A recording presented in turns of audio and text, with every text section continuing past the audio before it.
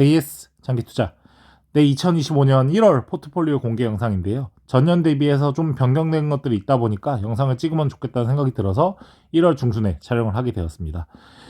그래서 자산 구성으로 봤을 때는 기존과 크게 달라진 건 없어요. 근데 이제 상위 네 가지죠. 요 네 개 업체의 비중이 좀 가장 높이 가지고 있는데, 좀 특이한 부분은 삼성화재 우선주나 코리안리 같은 경우는 둘 다 보험주인데, 보험주가 거의 16.7%, 10.1%로 27.8%, 거의 30%의 그 비중으로 제 투자 자산 중에 3분의 1이 보험주로 갖고 있기 때문에 더 이상 이제 보험주는 사면 좀 안 되겠다는 생각이 드는 것 같아요. 물론 배당금이 굉장히 매력적인 보험회사이긴 한데, 지금은 이제 투자 비중이 너무 높은 것 같아서 보험회사는 좀 약간 투자를 자제하려고 하고 있는 상태고요.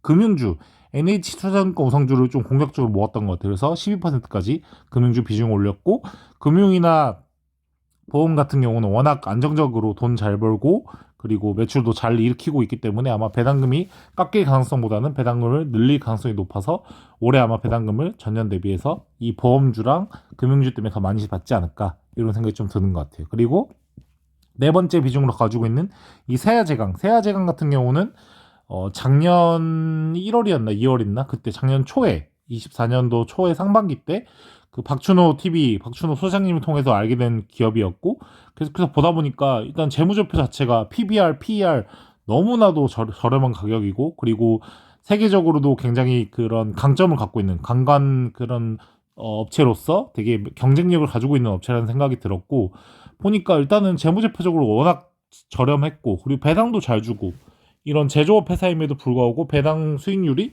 거의 6%, 7%였어요. 그때 당시 제가 투자할 때만 해도 가격이 좀 주가가 낮아가지고 한 7% 정도 됐던 걸로 기억하는데, 7%의 배당을 주는데 배당 성향, 그러니까 배당 순이익 대비 제 배당 성향이 10%밖에 안 되는 거예요. 그래서 이거는 돈을 정말 잘 버는데 배당도, 이렇게 배당을 조금만 해도 배당 수익률이 6%, 7%가 나오는 걸 보면은, 만약에 이거 이제 상법 개정이라든지 밸류 프로그램 이런 걸 통해서 이런 배당에 대한 그런 뭔가 강제적인 조치가 강화되거나 아니면 뭔가 유인책이 많아지면 배당이 늘어나서 좀 배당 수익률이 더 높아질 수 있겠다, 이런 생각이 들어서 세아제강도 잘 많이 모아갔고, 최근에 이제 트럼프 뭐 수혜주라 하면서 많이 올라가지고 지금 또 이제 추가 매수는 좀 자제하고 있는 상태예요. 그래서 네 가지 종목은 계속해서 이렇게 이어가고 있다라고 할 수 있고요. 우리 노다비영제, LG생활건강 우성주, GS리테일 굉장히 오랜 시간 가져가고 있어요. 이 전형적인 정말 우하향 기업이죠, 한국에.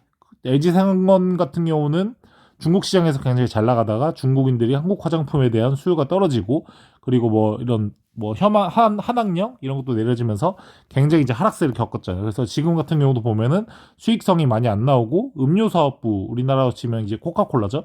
음료는 굉장히 잘 벌고 있는데 나머지 화장품이나 생활용품에서 경쟁력을 많이 잃어가고, 또 배당도 많이 안 주고, 그렇기 때문에 계속해서 우하향하면서 노다 미영제의 지금 굳건한 위치를 차지하고 있어요. 그래서 더 추가 매수를 하지도 않고, 그다음 추가 매도도 하지 않고 그냥 계속해서 물려있는 그런 상태인 것 같아요. 그리고 GS리테일은 좀 투자 아이디어가 좀 약간 저도 실패했던 것 같아요. 제가 GS25를 자주 갔고, 그리고 주주총회 갔을 때도 이제 그 IR 담당자가 굉장히 또 장밋빛 전망을 얘기해주고, 또 제 주변에 이런 GS 슈퍼 같은 경우도 굉장히 잘 되고 있는 모습을 많이 봤고, 그리고 뭐 요기요도 적자에서 흑자로 개선하고, 그다음 당시에는 이제 그 나인트리 호텔 같은 경우도 굉장히 사업성이 좋다고 생각을 해서, 이 회사가 지금은 저평가 받지만 이 주력 사업인 편의점 사업에서 굉장히 잘하고 있고, 뭐 우리 동네 GS 앱도 너무 편리하고 너무 제가 자주 돈을 쓰고 이런 업체라서 구매를 했었는데, 역시나 경쟁 심하라고 볼 수도 있겠죠. 이 CU라든지 그 다음에 이마트24 그리고 세븐일레븐, 특히나 그 이마트24 같은 경우가 등장하면서 경쟁이 너무 치열해졌고, 특히 국내 시장은 너무 편의점이 많아졌어요. 지금 제가 기사를 보니까 국내 편의점이 일본 편의점 수보다 훨씬 많다고 하더라고요. 그만큼 지금 경쟁이 너무 치열하기 때문에 수익성이 많이 날 수 없고, 그래서 영업이익도 많이 안 나고, 그리고 이 대표적으로 이 대표이사 뭐 회장들, 허씨 일가들이 경영을 너무나 방만하게 했죠, 사실은. 뭐 요기요도 그렇고, 뭐 GS 프레시도 그랬고, 뭐 그 전에 뭐 랄라블라였나 그런 것들 전부 다 이렇게 말아먹고 굉장히 영업이익에 손실을 많이 끼친 이 허씨 일가들 때문에 굉장히 GS 리테일이 많이 이렇게 우하향하고 있지 않나, 이런 생각이 들어요. 근데 그럼에도 불구하고 저는 계속해서 GS25를 이용하고 있고요. 물건의 경쟁력이 CU나 뭐 이마트24나 세븐일레븐에 비해서 솔직히 GS 리테일이 좋은 거는 부인할 수 없는 사실인 것 같아요. 요번에 뭐 흑백놀이 요리사 콜라보라든지 넷플릭스와 협업을 통해서 오징어 게임 제품들이라든지 요런 굉장히 핫한 것들을 잘 만들어내고 있긴 한데 수익성이 모자라서 굉장히 아쉽고, 그리고 영업이익이 잘 나면 배당도 잘 줘야 되는데 영업이익 자체 순이익이 별로 안 나다 보니까 배당도 잘 안 줘서 굉장히 좀 아쉬운 그런 종목 두 가지를 오랫동안 들고 가고 있는 것 같아요. 그리고 삼성전자 같은 경우도 마찬가지죠. 작년 여름까지만 해도 굉장히 상승세였고 좋았는데 빠지면서 저도 빠질 때 매수했었고, 그래서 좀 싸다고 생각해서 투자를 했지만 오히려 더 이제 마이너스가 나서 지금 팔지 못하고 걷고 있는 종목인데, 역시나 저는 뭐 삼성전자 같은 경우는 계속해서 노후 준비를 위한 배당 투자로 이렇게 기록을 하면서 계속해서 가져오고 있기 때문에 삼성전자 우선주 같은 경우는 더 추가 매수를 할 마음이 있는 종목인 것 같아요. 그래서 위에 있는 종목들은 이제 뭐 투자 비중도 많이 높고 그리고 투자하기에는 좀 부담스러운 가격이라서 좀 참고 있는데, 삼성전자 우선주 같은 경우는 좀 더 매수를 할 마음이 있다, 이렇게 말씀드릴 수 있을 것 같고, NH투자증권 우선주도 이 배당 기준이 정해지기 전까지는 계속해서 좀 더 매수를 할 것 같아요. 근데 나머지는 좀 참을 수밖에 없는 순간이지 않나 이런 생각이 들고요. 이 비바리 퍼블리카 같은 경우는 비상장 주식이기 때문에 더 이상 매수를 할 수가 없어요. 제가 전문 투자자가 아니기 때문에 더 매수를 할 수 없어서 계속해서 가져가고, 아마 미국 상장을 노리고 있다고 하는데 미국 상장이 됐을 때 금액이 주가가 많이 올랐다면 그때 팔고 아마 좀 큰 수익을 낼 수도 있지 않을까 이런 생각이 들고, 비바리 퍼블리카가 제 개인적으로는 굉장히 잘하고 있는 게 뭐 그전에도 영상에서 많이 올렸지만 이번에는 토스 증권을 얘기할 수 있을 것 같아요. 그래서 토스 증권이 워낙 괜찮아요. 이 지금 20대 특히 MZ세대들 같은 경우는 토스 증권을 굉장히 많이 이용하고 있거든요. 실제로 기사를 보면은 해외 주식 투자 이 투자를 하는 투자자들을 봤을 때 어디 증권사 사용했나 봤을 때 거의 토스 증권이 2위였나 3위 정도 해요. 그 정도로 기존의 증권사들 뭐 NH투자증권이나 키움증권이나 미래에셋대우나 뭐 이런 데 대비해서도 해외 주식에서 굉장히 강점을 가지고 있고, 그리고 무엇보다 토스 증권이 해외 주식 수수료가 굉장히 높아요. 다른 증권사에 비해서. 근데 수수료가 굉장히 높은데도 불구하고 MZ세대들, 이렇게 사고 팔고를 많이 하는 MZ세대들도 토스증권을 사용하는 이유가 너무 편해요. 너무 편하고 보기도 좋고 뭐 커뮤니티 이런 것도 잘 돼 있고, 그래서 주식 투자를 약간 뭐 안 좋게 말하면 게임처럼 하기 굉장히 좋은 그런 어플이 토스증권이기 때문에 토스에 포함돼서 증권이 있어서 사람들이 굉장히 잘 쓰고 있는 그런 상태인 것 같아요. 새롭게 이제 투자한 종목들을 한번 얘기해 보자면 덴티움, 그다음 첨보, 그리고 뭐 테슬라랑 리비안 요 정도인 것 같아요. 그리고 제가 이렇게 개별로 갖고 있었던 마이크로소프트나 애플이나 구글 같은 경우는 싹 다 매도를 하고 다시 QQQ로 바꿨어요. 그래서 요거를 한번 말씀드려보면, 덴티움 같은 경우는 이전에 2년 전이었네요. 그때 제가 오스템 임플란트 2019년부터 모아가다가 오스템 임플란트가 이제 뭐 횡령 사건 직전에 많이 올랐을 때 팔고 좀 수익을 냈던 게 생각이 났어요. 그리고 지금 워낙 고령화 사회이고 어쨌든 나이 드신 분들이 결국은 이 보험 그 혜택 때문에 우리나라로 봤을 때는 그런 임플란트를 2개씩은 할 수 있잖아요. 그래서 그런 측면에서 꾸준한 이 수요가 있다고 생각이 들었고요.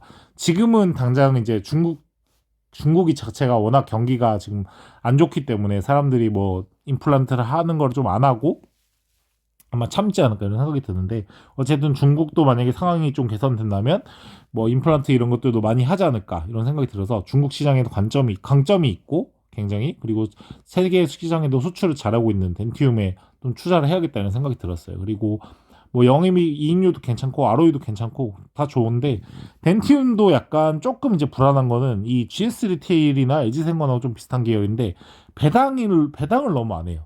차라리 뭐 에지생건이나 GS 리테일 같은 경우는 배당 성향이라도 좀 제시를 해놓거든요. 그래서 최소한 우리가 이 정도는 하겠다 이런 것도 제시가 돼 있는데, 덴티움은 지금 2025년 국내 기업임에도 불구하고 이 ESG 특히나 거버넌스 관련돼서 너무도 좀 열악해요. 그래서 ESG 뭐 지수도 제일 낮은 D등급인가 그렇게 낮은 걸로 받은 걸로 알고 있는데, 그럼에도 불구하고 돈을 잘 벌지 않냐, ROE가 괜찮지 않냐.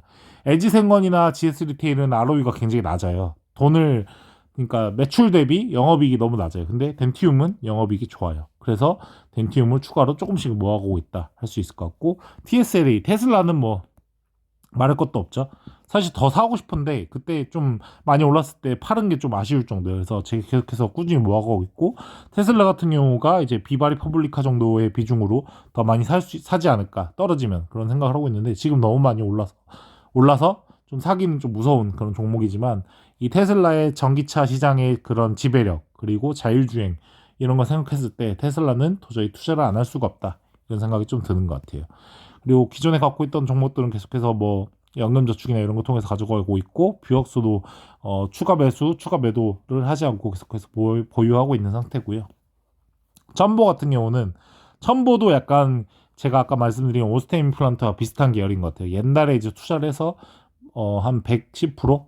거의 2배 정도 수익을 내고 나왔던 그런 좋은 추억이 있는 기업인데, 이 좋은 추억이 있는 기업이 30만 원대까지 올라갔다가 지금 3만 원대까지 10분의 1 토막이 났어요. 그래서 그걸 보면서 왜 이렇게 빠졌을까, 이런 약간 의구심도 들었고, 그래서 재무제표를 보니까 굉장히 지금 안 좋은 상태인 건 맞는 것 같아요. 근데 뭐 이런 투자금 유치를 잘 해내고 있고 지금도, 그리고 대표이사, 이상률 대표이사를 비롯한 일가 친척들이 굉장히 지금 자사주 매입을 많이 하고 있어요. 공시를 보면은 계속해서 하고 있고, 이런 것들이 제가 생각했을 때는 뭐 테슬라라든지 이런 미국 주식에 투자하는 거 대비해서 한국 주식을 투자하는 강점인 것 같아요. 공시가 다 한국어로 나와 있기 때문에 그 내용을 보면 참보는 지금 주가가 엄청 비싼 시점에 빌렸던 대출도 다 이제 다시 다른 회사를 통해서 대출을 이렇게 메꿔 놓고, 또 이상률 대표이사님은 자기의 사비를 털어서 천억 정도의 규모의 사비를 털어서 그 대출도 감당하고, 이런 식으로 본인 회사에 투자를 잘하고 있고, 또 새만금 쪽에 이제 큰 공장을 지어서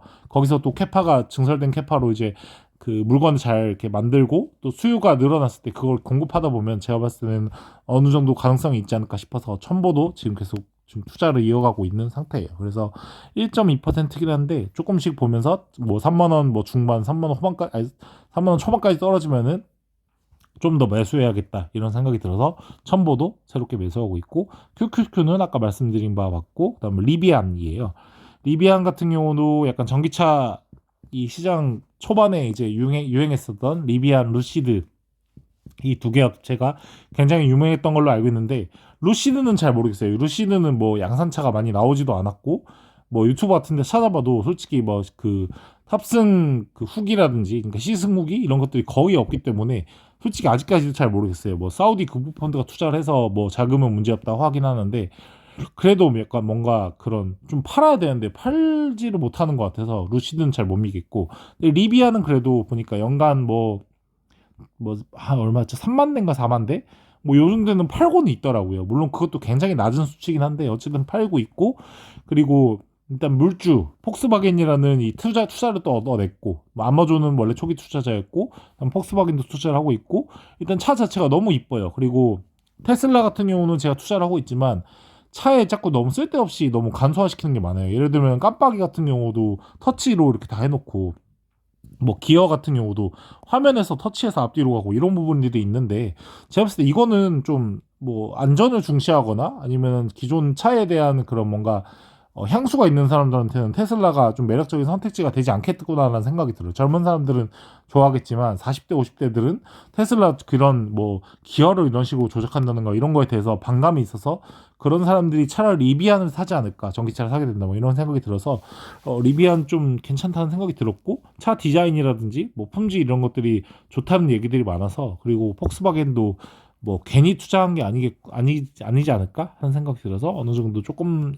한 부분으로 투자를 하고 있다, 이렇게 말할 수 있을 것 같아요. 그래서 투자에 대해서 13분이나 말했네요. 어쨌든 이런 식으로 좀 투자를 하고 있고요.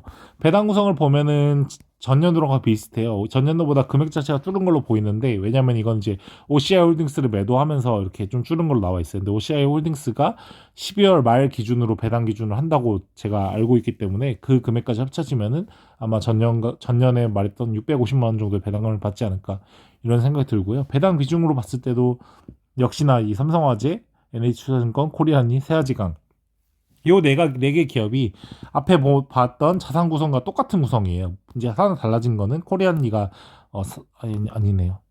똑같네요. 순위가. 어쨌든 자산 구성에서도 높고 배당 구성에서도 굉장히 높은 걸 보면은 역시나 배당을 잘 주는 돈 잘 버는 기업들이다, 라고 할 수 있을 것 같고요.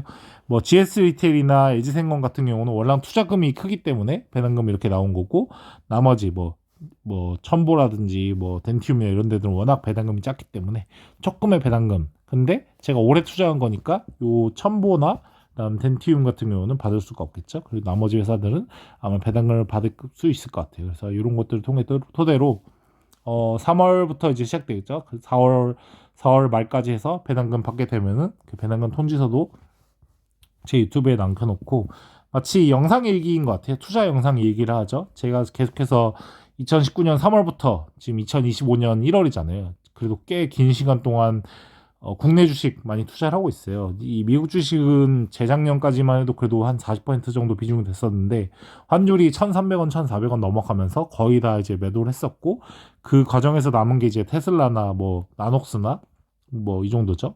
뭐 QQQ, 스타벅스 조금 가지고 있어요. 요거는 이제 연금이니까 제외하고. 그래서 사실 국내 주식에 굉장히 높은 비중으로 투자를 하고 있는데, 올해 같은 경우는 요 큰 비중을 가진 네 가지 기업들이 굉장히 좀 주가도 잘 올라주고 해서 굉장히 좋은데, 이 노다 비형제가 언제 오를지 그거는 굉장히 좀 약간 저도 약간 안타까운 현실인 것 같아요. 요 두 개는 굉장히 오랜 시간이 걸리지 않을까. 아마 지금 이사온 아파트 전세가 끝날 때까지도 회복이 안 될 수도 있지 않을까. 이런 약간 좀 안타까운 생각이 드는 것 같고요.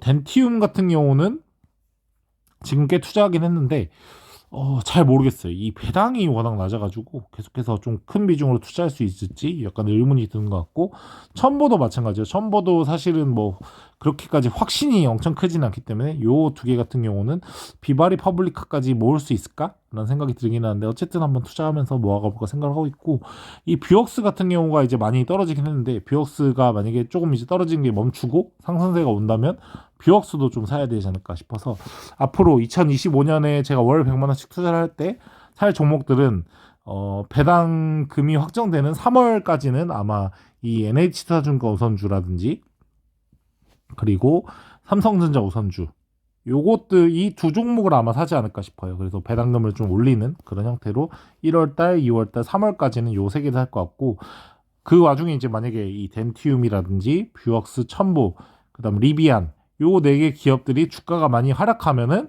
1, 2, 3월이라도 요 네 개 기업을 살 거고, 주가가 지금 비슷한 수준으로 넘어간다면 4월부터 한 12월까지는 이 뷰억스, 첨보, 덴티움, 리비안 요 네 개 기업을 좀 사지 않을까 생각이 들어요. 거기다 추가로 테슬라까지.